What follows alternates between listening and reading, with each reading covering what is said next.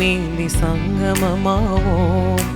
அன்பரீசு பலி இணைந்த சரித்திரமாவோம். அன்பு தீபம் இதயமேந்தி சங்கமமாவோம். அன்பரீசு பலி இணைந்த சரித்திரமாவோம்.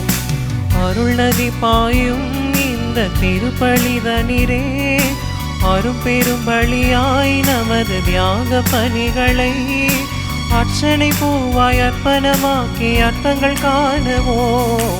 அந்த தீபம் இதயமேந்தி சங்கமமாவோம். அன்பரீசு பலி இணைந்த சரித்திரமாவோம். தந்தை மகன் தூயாவியாரின் பெயராலே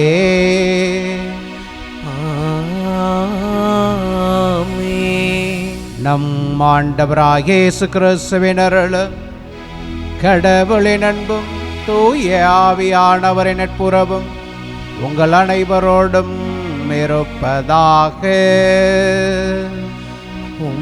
ஆன்மாவோடும் இருப்பதாக.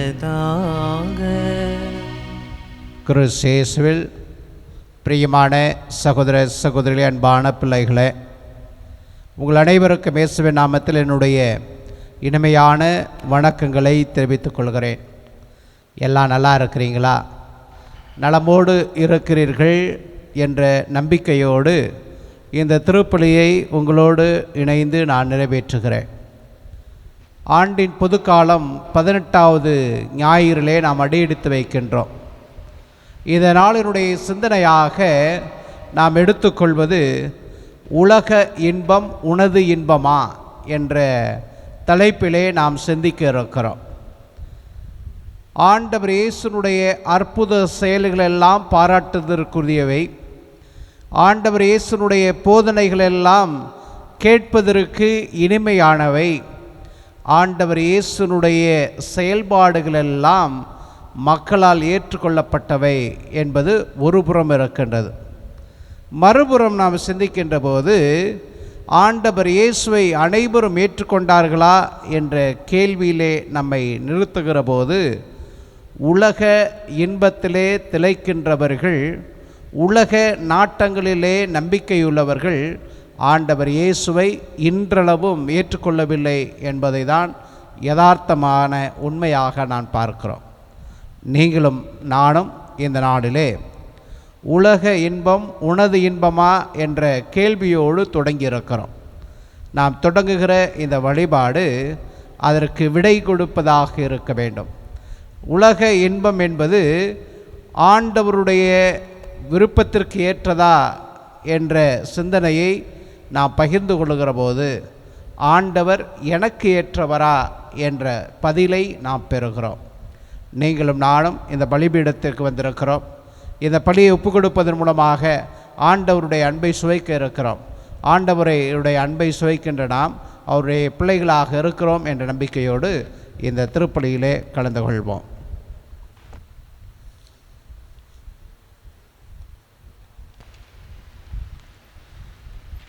அன்புமிக்க சகோதர சகோதரிகளே, தூய மறைநிகழ்வுகளை கொண்டாட நாம் தகுதி பெறும் பொருட்டு நம் பாவங்களை ஏற்றுக்கொள்வோம். எல்லாம் வல்ல இறைவனிடமும் சகோதர சகோதரிகளே, உங்களிடமும் நான் பாவி என ஏற்றுக்கொள்கின்றேன்.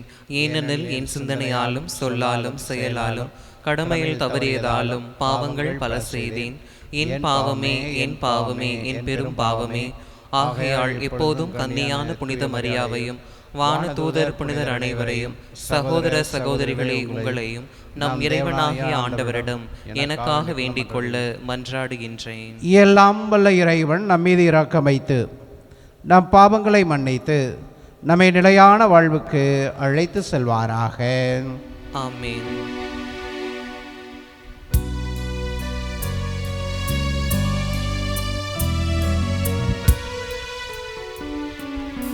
ஆண்டவரே இரக்கமாயிரும். ஆண்டவரே இரக்கமாயிரும். கிறிஸ்துவே கிறிஸ்துவே இரக்கமாயிரும்.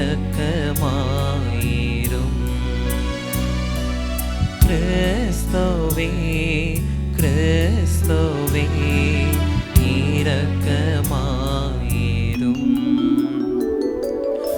ஆண்டவரே இரக்கமாயிரும். ஆண்டவரே இரக்கமாயிரும். இரக்கமாயிரும்.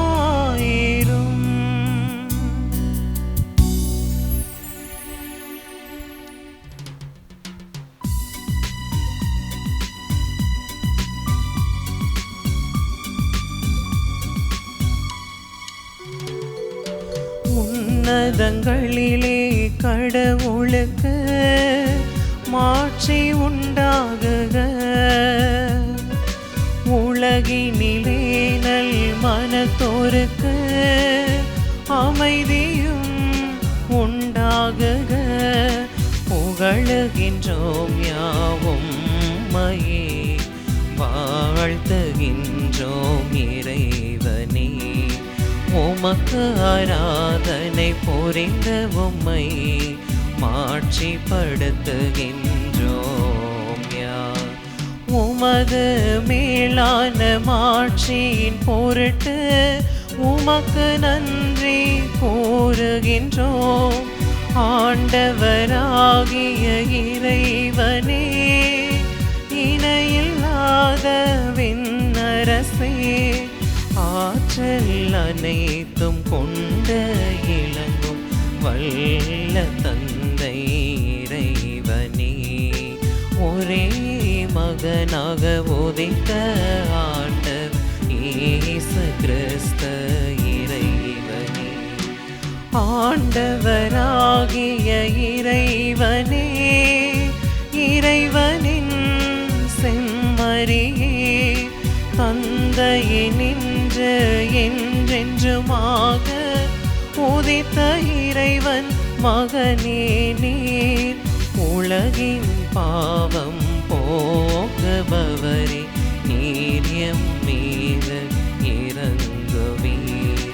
உலகின் பாவம் போக்குபவரே, எங்கள் மன்றாட்டை ஏற்றருள்வீர். தந்தையின் வலப்பக்கம் வீற்றிருப்பவரே, நீர் எம் மீது இரங்குவீர். ஏனெனில் இயேசு கிறிஸ்துவே, நீர் ஒருவரே தூயவர், நீர் ஒருவரே ஆண்டவர், நீர் ஒருவரே உன்னதர்.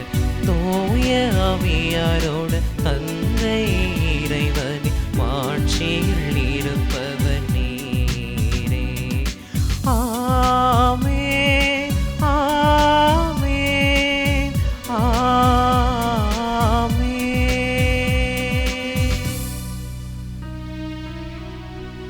மன்றாடுவோமாக. ஆண்டவரே, உம்மை நோக்கி மன்றாடும் உம்மடியார்களின் எங்களுடன் இருந்து எங்கள் உமது கனிவிரக்கத்தை என்றும் பொழிந்தருளும். இவ்வாறு எங்களை படைத்து வழிநடத்துகிறீர் நீரே என பெருமைகளும் எங்களுக்காக நீர் படைத்தவற்றை புதுப்பித்து புதுப்பித்தவற்றை பாதுகாத்தருள்வீராக. உம்மோடும் தூயாவியாரோடும் இணைந்தாட்சி செய்கின்ற எங்கள் ஆண்டவராகிய கிறிஸ்து வழியாக உம்மை மன்றாடுகின்றோம்.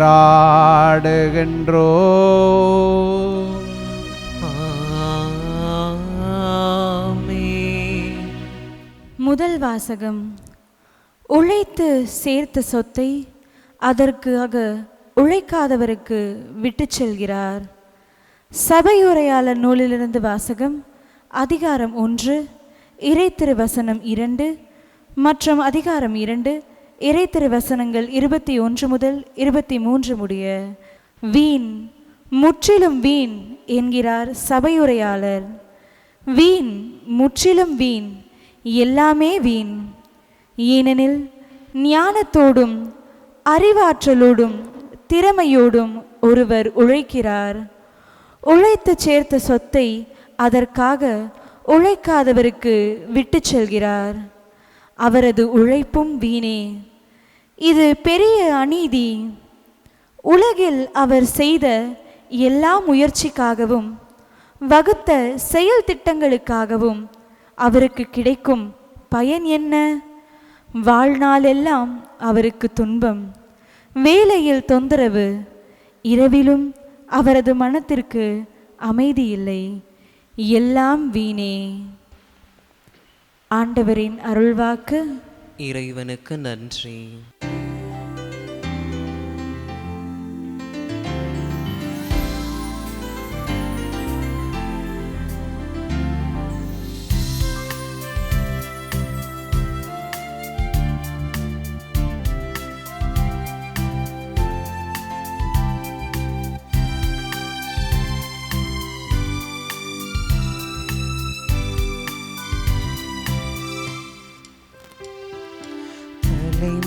தலைமுறையாக நீரே எங்களுக்கு புகழிடம்.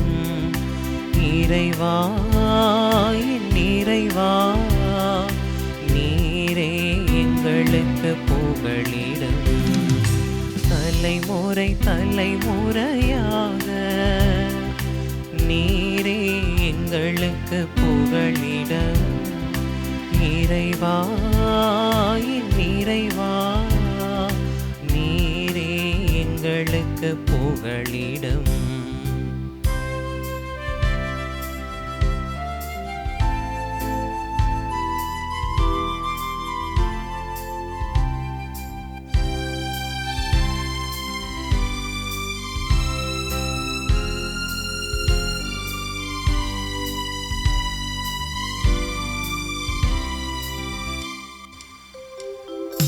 மலைகள் தோன்று முன்பே,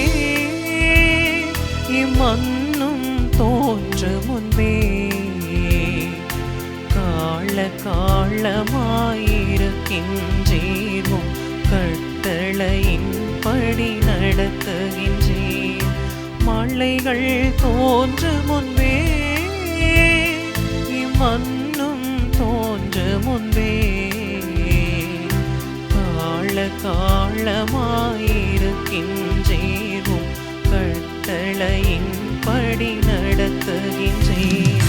1000 ஆண்டுகள் உமக்கு நேற்றைய தினத்தை போலுள்ளது.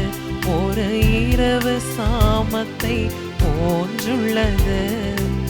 ஆண்டவரே என் ஆண்டவரே, உம் ஊழியன் என் மீது இரக்கம் வையும். தலைமுறையாக நீரே எங்களுக்கு புகழிடம். இறைவா நிறைவா நீரே எங்களுக்கு புகழிடம்.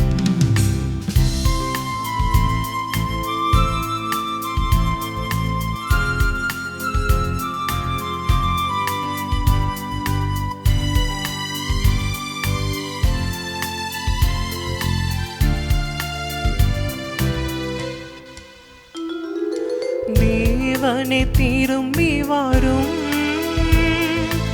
எம் மீது இரக்கம் வையும். காலை தோறும் பேரன்பாள் எங்களுக்கு நிறைவழி தருளும். தேவனே திரும்பி வரும், எம் மீது இரக்கம் வையும். காலை தோறும் பேரன்பாள் எங்களுக்கு நிறைவழி தருளும். உமது மாட்சிமை விளங்கும், உமது அருள் எம்மில் தங்கிடுமே. உந்தன் தயவு எம்மில் நிறைந்திடுமே. ஆண்டவரே என் ஆண்டவரே, என் செயல்களில் எனக்கு ஜெயம் தாரும். தலைமுறையாக நீரே எங்களுக்கு புகழிடம். இறைவா என் இறைவா, நீரே எங்களுக்கு புகலிடம்.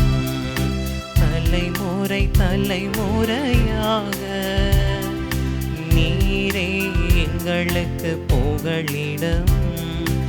இறைவா என் இறைவா, நீரே எங்களுக்கு புகலிடம்.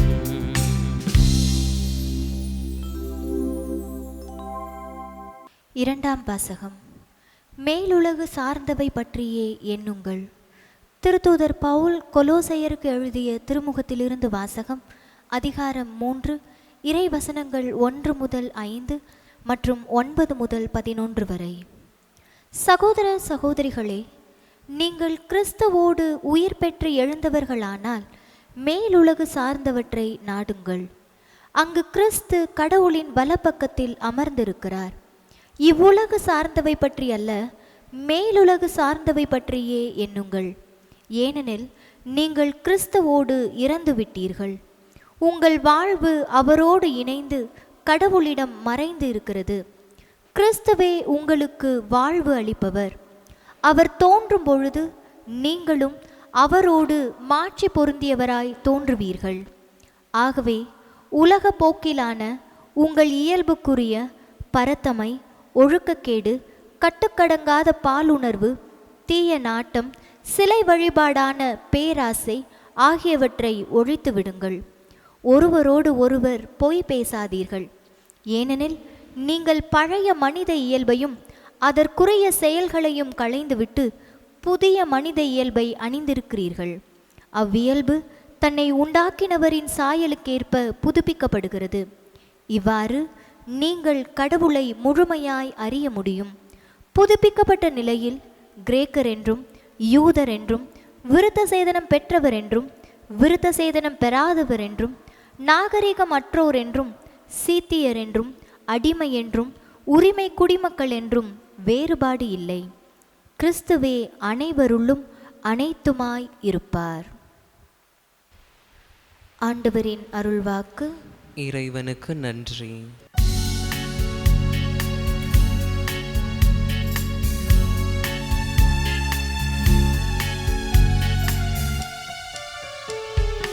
அல்லேலூயா அல்லேலூயா அல்லேலூ அல்லேலூயா அல்லேலூ அல்லேலூயா அல்லேலூ அல்லேலூயா அல்லேலூ அல்லேலூயா அல்லேலூயா அல்லேலூயா.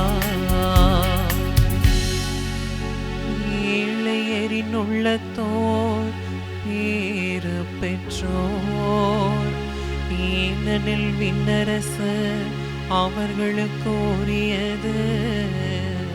அல்லேலூயா அல்லேலூயா அல்லேலூ அல்லேலூயா அல்லேலூ அல்லேலூயா அல்லேலூ அல்லேலூயா அல்லேலூ அல்லேலூயா அல்லேலூ அல்லேலூயா அல்லேலூயா அல்லேலூயா.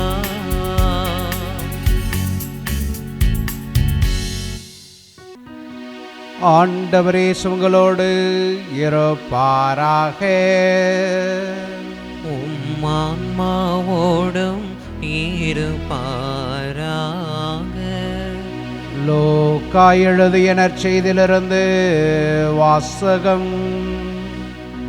ஆண்டவரே மாட்சி உமக்கே. லூக்கா நற்செய்தி அதிகாரம் 12 இறை வார்த்தைகள் 13 தொடங்கி 21 முடிய. கூட்டத்தில் இருந்த ஒருவர் இயேசுவிடம், போதகரே, சொத்தை என்னோடு பங்கிட்டு கொள்ளுமாறு என் சகோதரருக்கு சொல்லும் என்றார். அவர் அந்த ஆளை நோக்கி, என்னை உங்களுக்கு நடுவராகவோ பாகம் பிரிப்பவராகவோ அமர்த்தியவர் யார் என்று கேட்டார். பின்பு அவர் அவர்களை நோக்கி, எவ்வகை பேராசைக்கும் இடம் கொடாதவாறு எச்சரிக்கையாயிருங்கள். மிகுதியான உடைமைகளை கொண்டிருப்பதால் ஒருவருக்கு வாழ்வு வந்துவிடாது என்றார். அவர்களுக்கு அவர் ஒரு உவமையை சொன்னார். செல்வனாய் இருந்த ஒருவருடைய நிலம் நன்றாய் விளைந்தது. அவன், நான் என்ன செய்வேன், என் விளைபொருட்களை சேர்த்து வைக்க இடமில்லையே என்று எண்ணினான். ஒன்று செய்வேன், என் களஞ்சியங்களை இடித்து இன்னும் பெரிதாக கட்டுவேன். அங்கு என் தானியத்தையும் பொருட்களையும் சேர்த்து வைப்பேன். பின்பு, என் நெஞ்சமே, உனக்கு பல்லாண்டுகளுக்கு வேண்டிய பல்வகை பொருட்கள் வைக்கப்பட்டுள்ளன. நீ ஓய்விடு, உண்டு குடித்து மகிழ்ச்சியில் திளைத்திடு என சொல்வேன் என்று தனக்குள்ளே கூறிக்கொண்டான். ஆனால் கடவுள் அவனிடம், அறிவிலியே, இன்றிரவே உன் உயிர் உன்னை விட்டு பிரிந்துவிடும். அப்பொழுது நீர் சேர்த்து வைத்தவை யாருடையவையாகும் என்று கேட்டார். கடவுள் முன்னிலையில் செல்வம் இல்லாதவராய் தமக்காகவே செல்வம் சேர்ப்பவர் இத்தகையோரே. ஆண்டவரின் அருள்வாக்கு. கிறிஸ்துவே உமக்கு புகழ். கிறிஸ்தேசுவில் பிரியமான சகோதர சகோதரிகளே, அன்பான பிள்ளைகளே, உலக இன்பம் உனது இன்பமா என்ற கேள்வி சொற்றொடரோடு இந்த நாளினுடைய நற்செய்தி பகிர்வை உங்களோடு நான் பகிர்ந்து கொள்ள ஆசைப்படுகிறேன். இந்த பகிர்வுக்கு முன்பாக சீன் செட்டிங் என்று திரைப்பட உலகிலே சொல்வார்கள். திரைப்பட உலகிலே காட்சி அமைப்பு என்று நாம் சொல்லுகிறோம். ஒரு காட்சிக்கு முன்பதாக எதுவெல்லாம் இருக்க வேண்டும் என்று அவர்கள் அதை சீன் செட்டு என்று சொல்லுகிறார்கள். அதையெல்லாம் அமைப்பார்கள். அதுபோல இன்றைய நற்செய்தி பகிர்வுக்கு இறைவார்த்தையை உங்களோடு நான் பகிர்ந்து கொள்வதற்கு முன்பதாக சமூக வாழ்விலே எந்த மனநிலை நம்மோடு இருக்கிறது என்பதை உங்களோடு பகிர்ந்து கொள்ளு, அதற்கான தயாரிப்பிலே நாம் விரைந்து செல்லலாம் என்று நினைக்கின்றேன். நான் இப்போ சொல்ல போகிறது சாதாரணமாக எல்லா வீடுகளிலேயும் நடப்பது தான். 3 நாட்களுக்கு முன்பதாக நான் ஒரு கிராமத்திற்கு திருப்பலிக்கு சென்றிருந்தேன். அந்த கிராமத்து மக்களை ஏற்கனவே நான் அறிந்தவன் தான். திருப்பலி முடிந்த பிறகு மக்கள் எல்லாம் ஆவலோடு வந்து என்னிடம் நலம் விசாரித்து கொண்டிருந்தார்கள். அப்பொழுது ஒரு மூதாட்டி பெண்மணி அங்கு அவர்களை பார்க்கிற போதெல்லாம் நான் அம்மா என்று அழைப்பேன். வந்தார்கள், என் கரத்தை பற்றி பிடித்தார்கள். என்னுடைய கரத்தை பற்றி பிடிக்கின்ற போது நிறைய தடவை என்னை பிடிச்சிருக்கிறாங்க, என் கையை அப்படியே பிடிச்சிருக்கிறாங்க, என்னோட பேசியிருக்கிறாங்க, என்னுடைய அங்கியெல்லாம் தொட்டு கும்பிட்டுருக்கிறாங்க. அதெல்லாம் நான் பார்த்துருக்கிறேன். ஆனால் இந்த முறை அவர்கள் என் கரத்தை பற்றுகிற போது எனக்கு வித்தியாசம் தெரிஞ்சிச்சு. ரொம்ப இறுக்கமாக, ரொம்ப பாசமாக, அந்த பாசத்தில் ஒரு கைவிடப்பட்ட எண்ணத்தோடு, ஹெல்ப்லெஸ்னஸ்னு ஆங்கிலத்தில் சொல்லுவோமே, அதே போல் ஒரு கைவிடப்பட்ட எனக்கு யார் இல்லை அப்படிங்கிற ஒரு எண்ணத்தை அவர்கள் என்னுடைய கரத்தை பிடித்து, ஃபாதர் நல்லா இருக்கிறீங்களா அப்படின்னு கேட்கிற போதே நான் உணர்வதற்கான அந்த சீனை, அந்த செட்டப்பை, அந்த உணர்வை என்கிட்ட கொடுத்துட்டான். நான் அதை உணர்ந்து கொண்டேன். நிறைய பேர் இருந்தாங்க எனக்கு முன்னாடி. நிறைய பேர் இருக்கிற போது இந்த அம்மா மட்டும் வந்து என் கையை பிடிச்சி, ஃபாதர் நல்லா இருக்கிறீங்க நான் கேட்ட உடனே, அம்மா இருங்க, இவங்களாம் போகட்டும், நான் உங்கள்கிட்ட பேசுகிறேன் அப்படின்னு நான் சொன்னேன். அப்போ மற்றவர்களாம் அங்கு நகர்ந்து கொண்டு இருக்கிற போது நான் திரும்ப அவங்க கையை இறுக்கமாக பிடிச்சிக்கிட்டு, உங்கள் மனசில் என்ன வேதனை அப்படின்னு நான் கேட்டேன். அவங்க அமைதியாக சொன்னாங்க, எல்லாம் இருந்தோம், எல்லாரும் இருந்தோம், நான் என்னமோ ஒன்றுமில்லாதவ மாட்டம் இருக்கிறேன்ப்பா அப்படின்னு சொன்னான். அது எனக்கு கொஞ்சம் ஆச்சரியமாகவும் அதிர்ச்சியாக தான் இருந்தது. என்றால் அந்த பெண்மணியானவள் ரொம்ப ஆக்டிவாக உற்சாகத்தோடு எப்போதும் சிரித்த முகத்தோடு புன்முறுவலோடு பார்க்கிற போதெல்லாம் அவங்கள பார்க்குற போது நமக்கே ஒரு உற்சாகம் தோன்றும். அப்படிப்பட்ட ஒரு பெண்ணாக ஒரு தாயாக நான் பார்த்துருக்கிறேன். இப்பொழுது அதே பெண், அதே சிரிப்பு, அதே புன்முறுவல் இருக்கிறது. ஆனால் அவர்கள் தொடுவதிலே ஒரு வித்தியாசம் தருகிறது. இது நிலை என்ன என்று பார்க்கிற போது சொத்து இருக்குது, சுகம் இருக்கிறது, பொருள் இருக்கிறது, விவசாயம் இருக்கிறது, மக்கள் இருக்கிறார்கள், மருமக்கள் இருக்கிறார்கள், பேர குழந்தைகள் இருக்கிறார்கள், சொத்து இருக்கிறது, மனிதர்கள் இருக்கிறார்கள், உறவுகள் இருக்கிறது. ஆனால் நான் என்னமோ ஒன்றுமில்லாமல் உணர்கிறேன் என்ற சிந்தனையை சொல்வதாக நான் பார்த்தேன். அடுத்ததாக திரு அவை அமைப்புகளில் நானும் அங்கிருந்த தந்தையர்கள் 2-3 பேர் என்னோடு அந்த திருப்பலிக்கு வந்திருந்தார்கள். திருப்பலி முடிந்த பிறகு பேசி கொண்டிருந்தோம். அந்த பங்கில் ரொம்ப ஆக்டிவாக ரொம்ப திறம்பட செயலாற்றுகிற 2 பேர் எங்களோடு பணியாற்றுகிறவர்கள் எங்களோடு உரையாடி கொண்டிருந்தார்கள். அப்பொழுது அவர் சொன்னார், ஒரு அருத்தந்தையை நோக்கி, ஃபாதர், நீங்கள் இருக்கிற போது இருந்த அன்பிய உற்சாக வாழ்வு இப்பொழுது இல்லை ஃபாதர். இன்னொரு அருட்பணியாளரை பார்த்து சொன்னார், ஃபாதர், நீங்கள் கொடுத்த இம்பார்ட்டன்ஸு, பக்த சபைகளுக்கு நீங்கள் கொடுத்த இம்பார்ட்டன்ஸை, முதன்மை தத்துவத்தை இப்போ யாரும் கொடுக்கறதில்ல, பக்த சபைகள்லாம் ஒழுங்காக இயங்குறதில்ல ஃபாதர். அருட்சாதன கொண்டாட்டங்கள் கூட, திருப்பலி கூட ரெகுலராக பெரிய அளவில் கொண்டாடுகிறது இல்லை ஃபாதர்.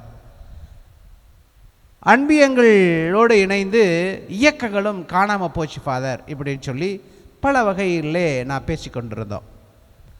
இதற்கெல்லாம் நீங்கள் என்னைய கேட்டிங்கன்னா, நான் ஒரு வேலை செய்யாதவனா, பங்கில் அர்ப்பணத்தோடு பணியாற்றாத பணியாளராக இருந்தால் நான் என்ன சொல்லியிருப்பேன்? அர்ப்பணம் இல்லாத அன்பிய பொறுப்பாளர்கள், பக்த சபைகள் உறுப்பினர்கள்லாம் கேட்டால் என்ன சொல்லியிருப்பாங்க? எல்லாத்துக்கும் காரணம் அந்த கொரோனா தான். எல்லாத்துக்கும் காரணம் அந்த கொரோனா, நான் இல்லை, எனக்கு அதே ஈடுபாடு தான் இருக்குது அப்படின்னு நம்மையே நாம் சாந்தப்படுத்துகிற மனநிலையை நமது பணித்தடங்களில், நான் ஒரு இடத்தை மையமாக வச்சு சொல்கிறேன், அது எல்லா இடங்கள்லையுமே பார்க்குறோம். கொரோனா வந்துச்சு ஃபாதர், அதுக்கப்புறம் யாரும் கோயிலுக்கெல்லாம் வரல, அன்பியத்துக்கெல்லாம் வரமாட்டேங்கிறாங்க, பக்த சபைகள் ஆக்டிவாக இல்லை. அப்படி அல்ல, மாறாக நம்முடைய அர்ப்பணம் கொரோனாவோடு குறைந்து விட்டதோ என்று நினைக்கின்றேன்.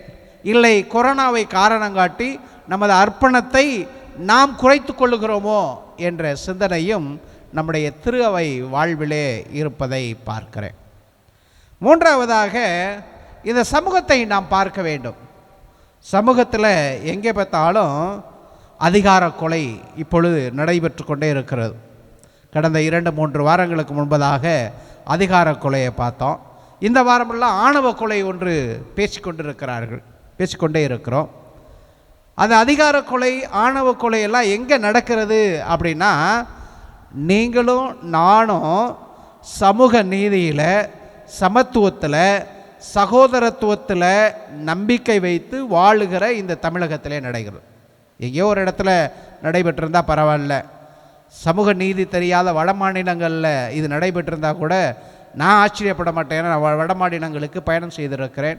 அவருடைய கலாச்சாரம் இன்றளவும் தெரியும் எனக்கு. அதைவிட வட மாநிலங்களை விட 50 வருடம் 60 வருடம் நாகரிகத்திலையும் பண்பாட்டிலையும் நம்ம உயர்ந்தவர்கள், முன்கு நோக்கி போயிட்டு இருக்கிறோம். அவங்களாம் ஒரு 60 வருஷம் பின்னாடி இருக்கிறாங்க. அப்படிப்பட்ட சூழலில் வாழுகிற, சமூக நீதியை பேசுகிற, சகோதரத்துவத்தை பேசுகிற, சமத்துவத்தை பேசுகிற நமது மாநிலத்தில் கௌரவ கொலை இருக்கிறது, அதிகார கொலை இருக்கிறது, மற்றும் மக்களை ஏமாற்றுகிற அரசியல்வாதிகள் பார்க்கிறோம். ஆன்மீக குருக்கள் கூட அதில் அடங்குவர். இதையெல்லாம் பார்க்கின்ற போது இந்த நாளினுடைய அந்த தலைப்பு நம்ம இன்னும் ஆழமாக சிந்திக்க வைக்கின்றது. உலக இன்பம் உனது இன்பமா என்று நாம் சிந்திக்கின்றோம். அதான் இன்றைய முதல் வாசகம் சபை உரையாளர் புத்தகம் அருமையாக சொல்லுகிறது. ஞானத்தோடு அறிவாற்றலோடு திறமையோடு ஒருவர் உழைக்கின்றார். எப்படி உழைக்கிறோம்? ஞானத்தோடு அறிவாற்றலோடு திறமையோடு ஒருவர் இருக்கிறார். நம்ம சீன் செட்டிங் பண்ண பார்த்தியா, ஒரு தாயினுடைய அனுபவம், திரு அபையினுடைய வளர்ச்சி, சமூகத்தினுடைய செயல்பாடுகளை பற்றி சீன் செட்டிங் செய்தோம் இல்லையா? அதை இதிலே பொருத்தி பார்க்க வேண்டும். முன்னொரு காலத்தில் தாயும் தந்தையும், முன்னொரு காலத்தில் இரு பணியாற்றிய அருட்பணியாளர்களும், முன்னொரு காலத்தில் சமூக நீதியை, சமத்துவத்தை, சகோதரத்துவத்தை பேசிய நம்முடைய முன்னோர்களும் இப்போ எப்படி பண்ணியிருப்பாங்க? அறிவாற்றலோடு திறமையோடு ஞானத்தோடு இதை வழிநடத்தினார்கள். ஆனால் அது கொஞ்சம் குறைஞ்சிருச்சு. அதனால தான் சபை உரையாளர் புத்தகம் இன்றைய முதல் வாசகத்தில் நமக்கு அருமையாக சொல்லுது, வீண் முற்றிலும் வீண். கொஞ்சம் கூட வீண் இல்லைன்னு சொல்ல, முற்றிலும் வீணாக வீண், முற்றிலும் வீண். ஏன் அப்படின்னா அதற்கு தகுந்த உழைப்பு நம்மிடம் இல்லை, அதற்கு தகுந்த அர்ப்பணம் நம்மிடம் இல்லை, அதற்கு தகுந்த சமூக நீதி நம்மிடம் இல்லை. இவை அனைத்தும் மாண்டு போகிற போது இந்த வீண் என்ற வார்த்தை அர்த்தம் பெறுகிறது. அதான் இன்றைய சபை உரையாடல் புத்தகம் நமக்கு சொல்கிறது.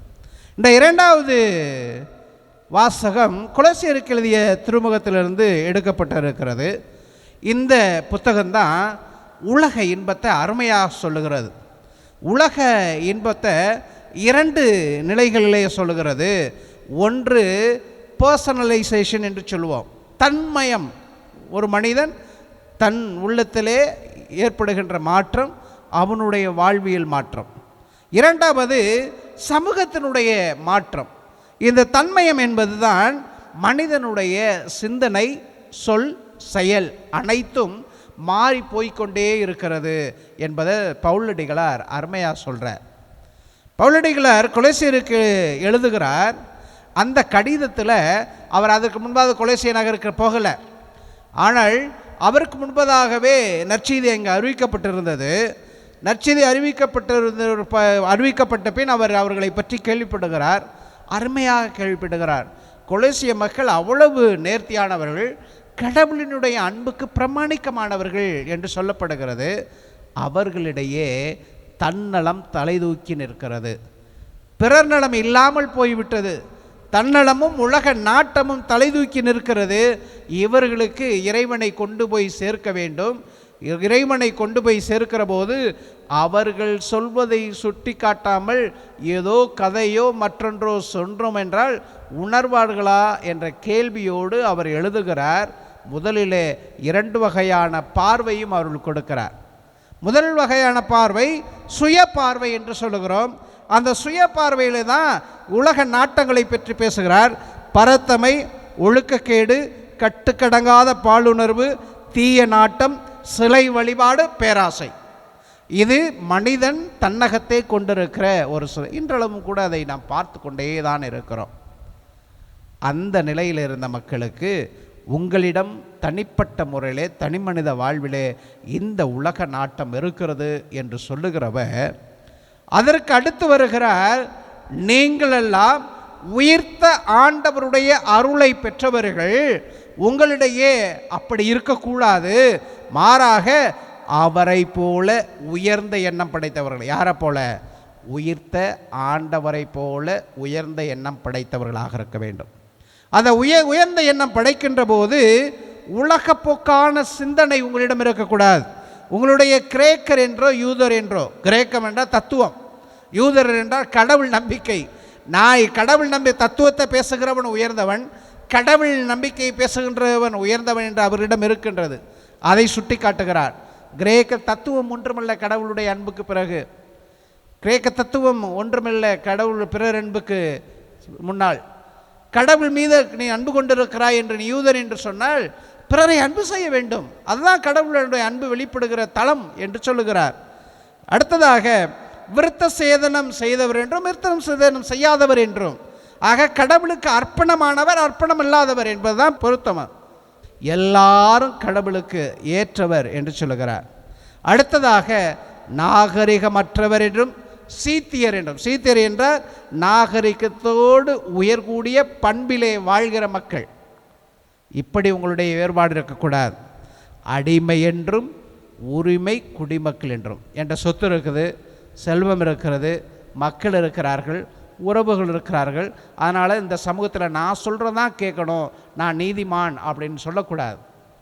சாதாரண மனிதன் கூட நீதிமான் தான். அவனோட சொத்து இருக்காது, அவனோட உறவுகள் இருக்காது, மாளிகை இருக்காது.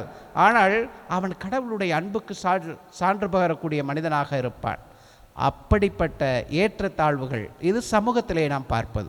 ஆக பவுலடிகளார் கொலோசையருக்கு சமூகத்திற்கு இவ்வாறு எழுதுகிறார், தனிமனித உலக நாட்டம் என்பது என்ன, சமூக உலக நாட்டம் என்பது என்ன, இரண்டையும் படம் எடுத்து காட்டி முடிவாக இப்படி முடிக்கின்றார். என்ன முடிக்கின்றார் என்று பார்க்கும்போது, உரிமை குடிமக்கள் என்றும் வேறுபாடுகளை கிறிஸ்துவே அனைத்துக்கும் அனைத்துமாய் இருப்பார். உங்களுடைய தனிமனித உலக நாட்டம், சமூக உலக நாட்டம், இது எல்லாம் தூக்கி எரிஞ்சிருங்க. யாரை மையமாக இருக்கணும் அப்படின்னு பார்த்தா கிறிஸ்து தான், கிறிஸ்துவின் அன்பு தான் அனைத்துக்கும் அனைத்துமாக இருக்க வேண்டும் என்ற சிந்தனையை கொடுக்கிறார். இதோடு தான் இன்றைய நற்செய்தி பகுதிக்கு நாம் கடந்து செல்கிறோம். மனித வாழ்வினுடைய மனப்பாங்கு இதை சொல்லுகிறது. மனித வாழ்வினுடைய மனப்பாங்கு என்பது கடவுளை மனிதனுக்கு உலக நாட்டங்களை கொடுப்பவராக அல்ல, மாறாக உள்ள மாற்றத்தை கொடுப்பவராக சுட்டி காட்டுகிறது. சகோதரர்களிடையே ஏற்படுகின்ற அந்த நிகழ்வை ஊமையாக சொல்லுகிறார். ஒருவன் தன்னகத்தே உலக பொருட்கள் அனைத்தையும், செல்வத்தை, பொருளை எல்லாத்தையும் கொண்டிருக்க வேண்டும் நினைக்கின்றான். ஆனால் கடவுள் அவரை பிறருக்குள்ள மனிதனாக வாழ அழைக்கிறார். நீங்களும் நானும் இந்த நாளில் சிந்தித்து கொண்டிருக்கிறோம். உலக இன்பம் உனது இன்பமா என்ற கேள்வியோடு நான் என்ன சொல்ல போகிறேன், நீங்கள் என்ன சொல்ல போகிறீங்க? எனது இன்பம் உலக இன்பமா, இல்லை கடவுளுடைய அருட்கொடையா? கடவுளுடைய அருட்கொடையாகத்தான் நம்முடைய இன்பம் இருக்க வேண்டும்.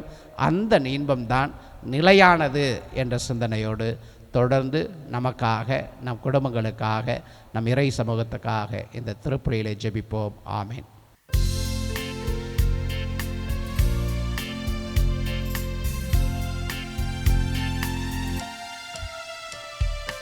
விண்ணையும் மண்ணையும் படைத்தவராம் கடவுள் ஒருவர் இருக்கின்றார்.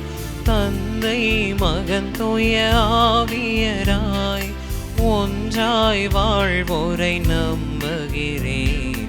தூய ஆவியின் வல்லமையால் இறை மகன் நமக்காய் மனிதரானார். கன்னி மரியிடம் பிறந்தவராம் இயேசுவை உறுதியாய் நம்புகிறேன். பிலாத்துவின் ஆட்சியில் பாடுபட்டார், சிலுவையில் இறந்து அடக்கப்பட்டார். மூன்றாம் நாளில் உயிர்த்தெழுந்தார், இறப்பின் மீதே வெற்றி கொண்டார். விண்ணகம் வாழும் தந்தையிடம் அரியணை கொண்டு இருக்கின்றார். உலகம் முடியும் காலத்திலே நடுவராய் திரும்பவும் வந்திடுவார். தூய ஆவியாரை நம்புகிறேன், பாரினில் அவர் துணை வேண்டுகிறேன். பாவ மன்னிப்பில் தூய்மை பெற்ற பரிகார வாழ்வில் நிலைத்திடுவேன். திரு அவை உரைப்பதை நம்புகிறேன், புனிதர்கள் உறவை நம்புகிறேன். உடலின் உயிர்ப்பை நிலை வாழ்வை உறுதியுடனே நம்புகிறேன். ஆ ஆ ஆ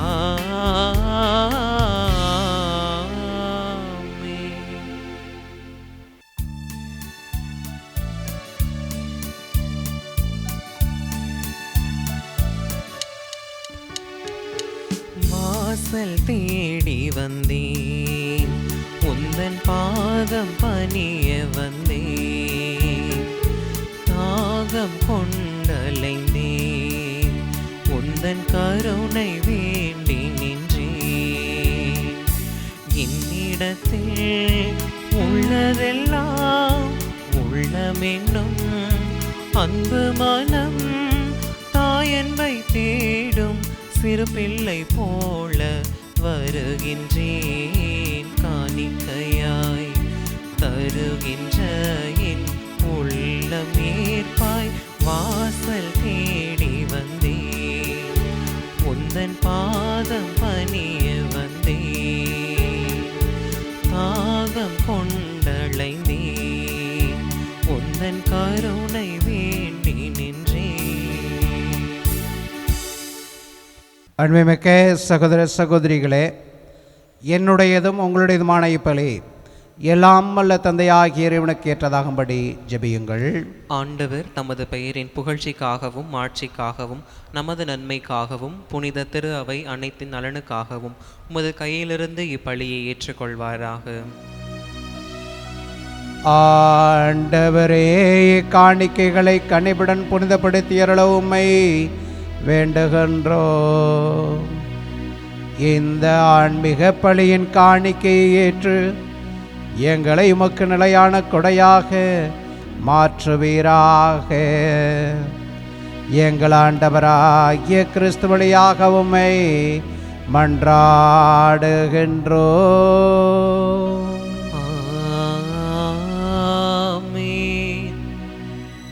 ஆண்டவர் உங்களோடு இருப்பாராக. உம்மான்மாவோடும் இருப்பாராக. இதயங்களை மேலே எழுப்புங்கள். ஆண்டவரிடம் எழுப்பியுள்ளோம்.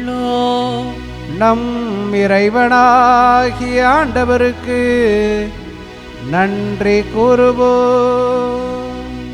அது தகுதியும் நீதியும் மானதே. ஆண்டவரே, தூயவரான தந்தையே, என்றுமுள்ள எல்லாமல்ல இறைவா, எங்கள் ஆண்டவராகிய கிறிஸ்து வழியாக எந்நாளும் எவ்விடத்தில் நாங்கள் உமக்கு நடை செலுத்துவது மெய்யாகவே தகுதியும் நீதியுமாகும். எங்கள் கடமையும் மீட்புக்குரிய செயலுமாகும். ஏனெனில் கிறிஸ்து பிறந்து முன்னைய பாவ நிலையிலிருந்து மனிதரை புதுப்பித்தார். பாடுபட்டு எங்கள் பாவங்களை அழித்தார். இறந்தோரிடமிருந்து உயிர்த்தந்த நிலை வாழ்வுக்கு வழிவகுத்தார். தந்தையே, அவர் உம்மிடம் முன்னேறி வந்து விண்ணகத்தின் கதவுகளை எங்களுக்கு திறந்து வைத்தார். ஆகவே வானதுதர் அணிகளோடும் புனிதரின் பெருந்தரளோடும் நாங்கள் சேர்ந்து உமக்கு புகழ்ச்சி பணி செய்து முடிவின்றி பாடுவதாவது: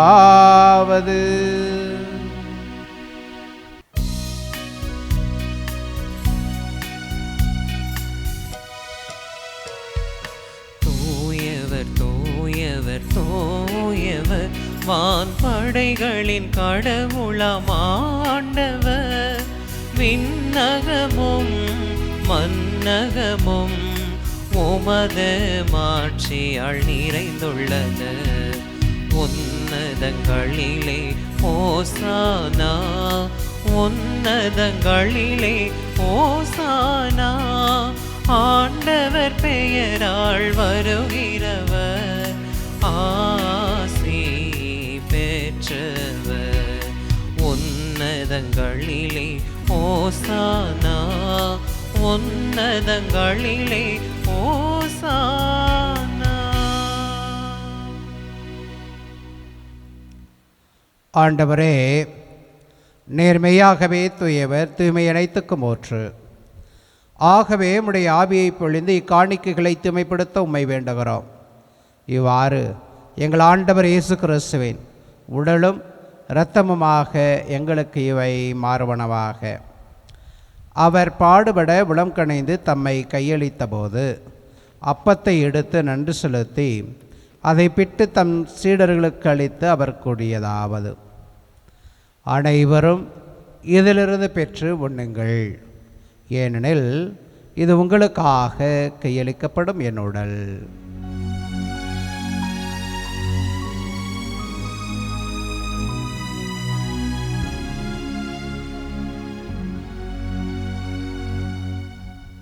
அவனமே இரவு விருந்தை அருந்திய பின் கிண்ணத்தையும் எடுத்த மீண்டும் உமக்கு நன்றி கூறி தம் சீடர்களுக்கு அளித்து அவர் கூறியதாவது: அனைவரும் இதிலிருந்து பெற்று பருகுங்கள், ஏனெனில் இது புதிய நிலையான உடன்படிக்கைக்குரிய என் இரத்தத்தின் கிண்ணம். இது பாவ மன்னிப்புக்கென்று உங்களுக்காகவும் பலருக்காகவும் சிந்தப்படும். இதை என் நினைவாக செய்யுங்கள்.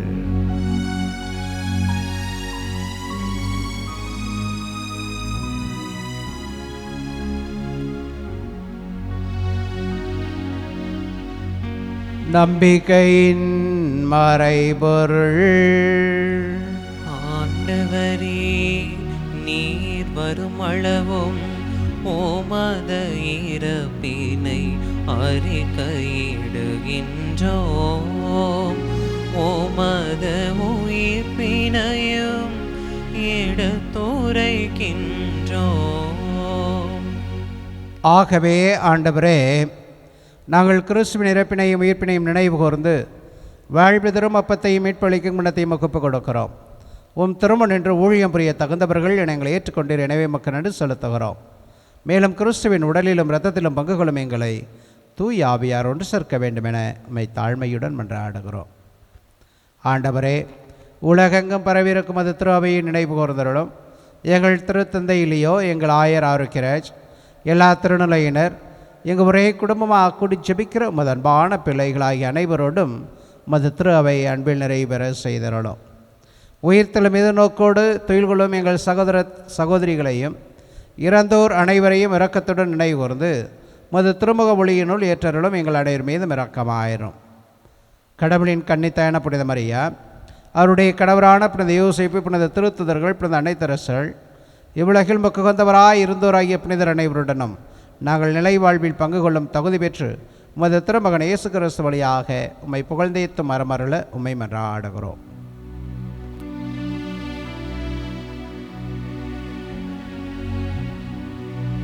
இவர் வழியாக இவரோடு இவரில்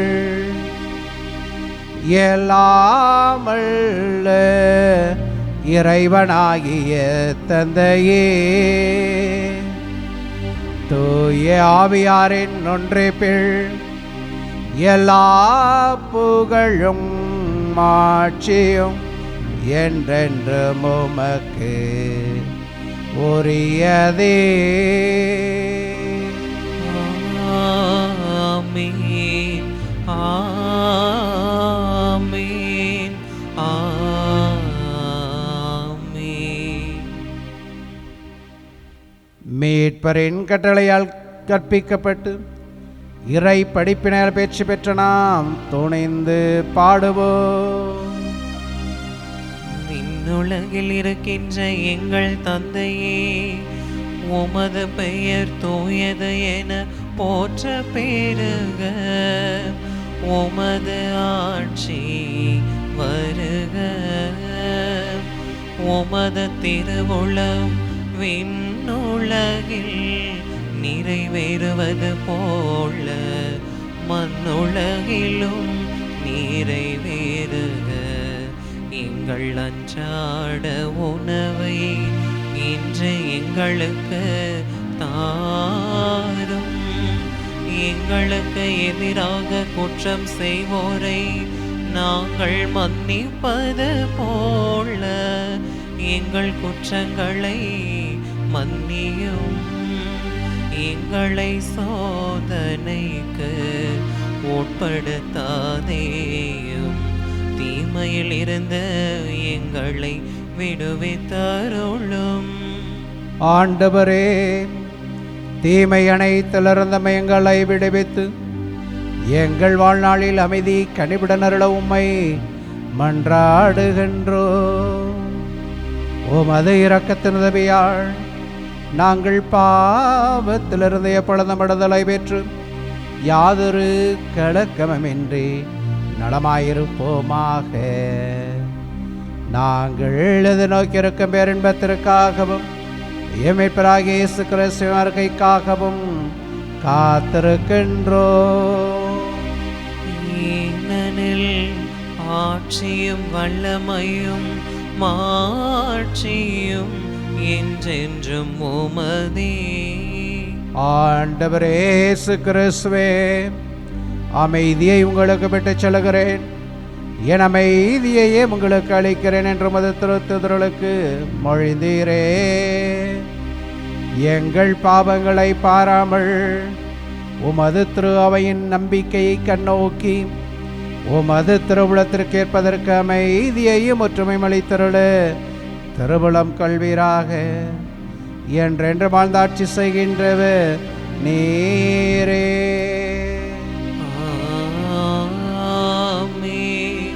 ஆண்டவருடைய அமைதி உங்களோடு என்றும் இருப்பதாக.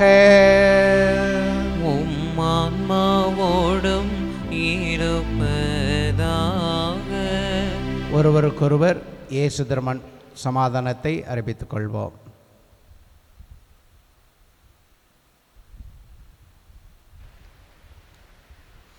உலகின் பாவங்களை போக்கும் இறைவனின் சம்மரியே, எங்கள் மேல் இரக்கமாயிரும். உலகின் பாவங்களை போக்கும் இறைவனின் சம்மரியே, எங்கள் மேல் இரக்கமாயிரும். உலகின் பாவங்களை போக்கும் இறைவனின் சம்மரியே, எங்களுக்கு அமைதியை அளித்தருளும். இதோ இறைவனின் சம்மரி, இவரே உலகின் பாவங்களை போக்குகிறவர். இச்சமரியின் திருவிருந்து கழைக்க பெற்ற நாம் அனைவரும் பேறு பெற்றோர். ஆண்டவரே, நீர் நிலத்தில் எழுந்தருள நான் தகுதியற்றவன், ஆனால் ஒரு வார்த்தை மட்டும் சொல்லி அருளும், எனது ஆன்மா நலமடையும். கிறிஸ்துவின் திருவுடலும் திருத்தம் நம்மை காத்து நித்திய வாழ்வுக்கு அழைத்துச் செல்வதாக. ஆமீன். ஆசை திருவிருந்துக்கான மன்றாட்டு. ஆண்டவரே, நீர் என் இல்லத்தில் எழுந்தருள நான் தகுதியற்றவள், ஆனால் ஒரு வார்த்தை மட்டும் சொல்லியருளும் என்று நூற்றுவர் தலைவன் ஜெபித்தது போல நாங்களும் இப்போது உம் திருப்பாதம் பணிந்து வேண்டுகிறோம். இனிய இயேசுவே, நாங்கள் தகுதியற்றவர்களாய் இருந்தாலும் எங்கள் தகுதியின்மையை பாராமல் நீர் எங்கள் உள்ளங்களில் எழுந்து வாரும். உம் அன்பிலும் அருளிலும் நாங்கள் நிலைத்திருக்க எம்முள் எழுந்து வாரும். நன்மை செய்வதில் ஆர்வமுள்ளவர்களாய் தீமைகள் அனைத்திலிருந்தும் விடுதலை பெற்றவர்களாய் வாழவும் எங்களை வழிநடத்த வாரும். எல்லா நலன்களாலும் வளங்களாலும் எங்களை நிரப்ப வாரும். ஆமேன். நன்றியோடு மன்றாடுவோமாக. ஆண்டவரே, விண்ணக கொடையால் புதுப்பிக்கப்பட்ட நாங்கள் உமது முடிவில்லா உதவியும் உடனிருப்பையும் பெற்றுக்கொள்ள செய்தருளும். எங்களை என்றும் கனிவுடன் காக்க தவறாத நீ நிலையான மீட்புக்கு எங்களை தகுதியுள்ளவர்கள் ஆக்குவீராக. எங்கள் ஆண்டவராகிய கிறிஸ்து வழியாக உம்மை மன்றாடுகின்றோம்.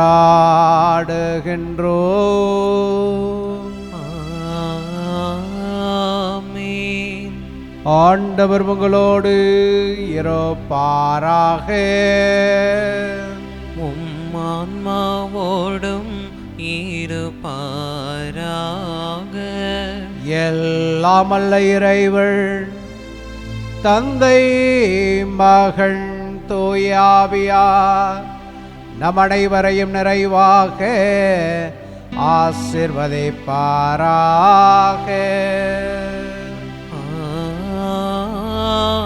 ஆமீன். என்றும் மகிழ்வுடன் வாழ சென்று வாருங்கள்.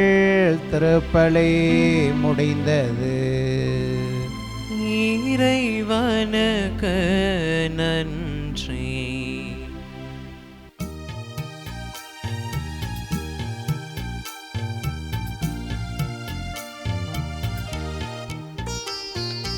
அருள் நிறை மாமரியே, எம்மை அரவணை தாழும் அன்னையே.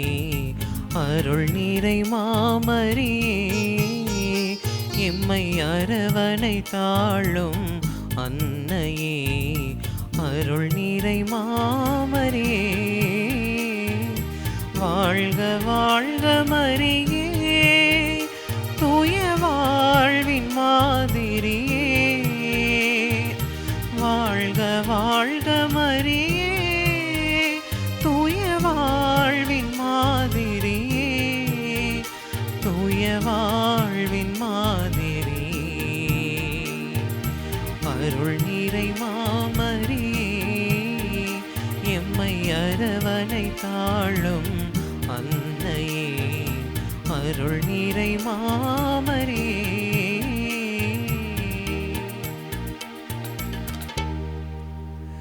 தந்தை மகன் தூய ஆவியின் பெயராலே ஆமேன்.